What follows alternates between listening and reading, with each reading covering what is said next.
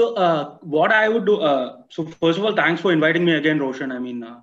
It's been great to have been part of quite a few Bharat Varta podcasts right from the beginning in my case. And thanks once again for inviting me for this big one, the year end one.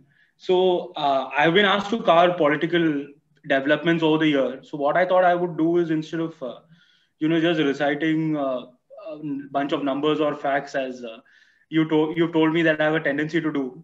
What I would do is I'll just try to mention a few basic facts and then try to weave it in a larger picture and see which are some of the bigger issues that impact India today, right? In the sense that politically, like what the issue, like where parties are today and the approaches they are taking for the future, so that basically put it more in context.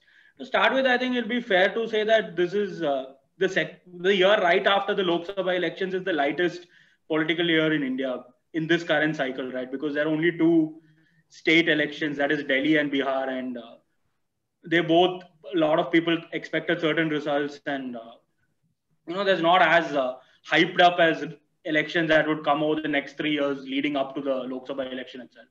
So that way, to start with, and talking about various local elections, right? So because the state elections were only two in number, there were a lot of local elections which interestingly also got bunched together in November and December because of the pandemic.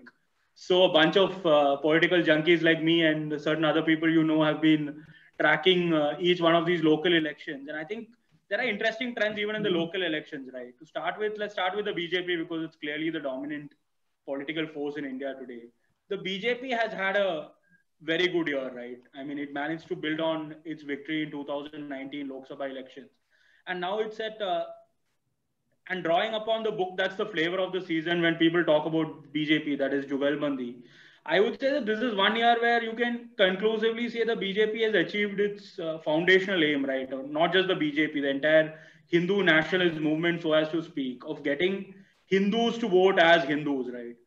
Like now, if you see some of the local elections that happened recently, even in Rajasthan, in Jammu, quite a few places, you can see that the BJP's differential between the local elections and the national elections and state elections is coming down more and more. More and more people are actually voting as Hindus. And the central thesis of Vinay Sitapati's book was that Hindus should not be, or rather his argument that the central objective of Hindu nationalism is that Hindus should not be divided. And I think at a very political level, and should not be divided so that they can win elections. So at a very political level, I think the BJP is far closer than it ever has been to achieve it. And if they probably win Bengal next year, which there's a fairly even chance of that happening, they're probably the peak of it in just in terms of what they initially set out to achieve, right? And that obviously brings with it its own challenges, which I'll shortly go to. The other principal player, of course, in the Indian scene is the Congress. And we've talked a lot about the Congress this year, right? In several of our podcasts. My basic, I think the Congress had a horror year, right? It's been worse than 2019, I would say, in some senses, because even states that were giving some sort of green shots in 2019, Kerala was probably the only state the Congress did per se better than the BJP in the Lok Sabha elections on its own, if you discount the Andaman and Nicobar Islands and Pondicherry. And Kerala, they just got a very bad result right now, like in local elections, which everyone expected them to win. So the thing with the Congress really this year has been, I would just say the problems of the party can be summarized by the fact that the biggest argument between a group of so-called rebels and the leadership was whether a Gandhi should be made president by acclamation or he should be made a president by through some convoluted method of organizational elections, which would result in a Gandhi becoming president, which is really not the fundamental issue facing India today, right?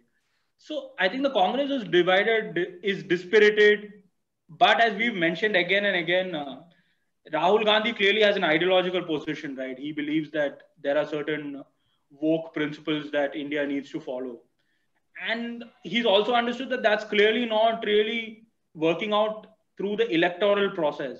And there, I think the Congress has found common cause with a large section of others who have suddenly understood that elections in India are not going their way. And then you can hear things like what Yogendra Yadav said today again, that elections are not the sum and substance of democracy, right? And that's something that's become more and more true over this year, because the opposition seems to have realized that it's pretty much difficult to defeat the BJP electorally in a large number of states or majority of the country. So they have to do other stuff. And starting from Shaheen Bagh to the farmers' protest, what we are essentially seeing is that, and it's, I mean, there was this article by Sushant, there was this article in the Open magazine, I think by Sushant Singh, where he said that people realize that it's easier to just create chaos, right, rather than win an election. And that's what's essentially happening. Like, the opposition parties seem to think that it's easier to just create fatigue in the system by creating some sort of protests which lead to chaos. And one thing I want to just say is that there's increasingly, because the BJP has managed to sort of become the central pole, a lot of opposition supporters are finding it difficult now to divide between anti-India and anti-BJP, right? You look at something like the reaction to what Trudeau said. Now, Trudeau really, even 5 years back, no one would have supported him speaking on Indian issues. But today, a lot of opposition supporters are like, what's wrong in it? Because we are clearly getting outnumbered and against a fascist government. So India is polarized this year more than it's ever been. And that's something the BJP now needs to figure out. It's no longer about winning elections, but it will have to be about solving some of these non-electoral problems. And I'm not sure if that's something the party has really looked into.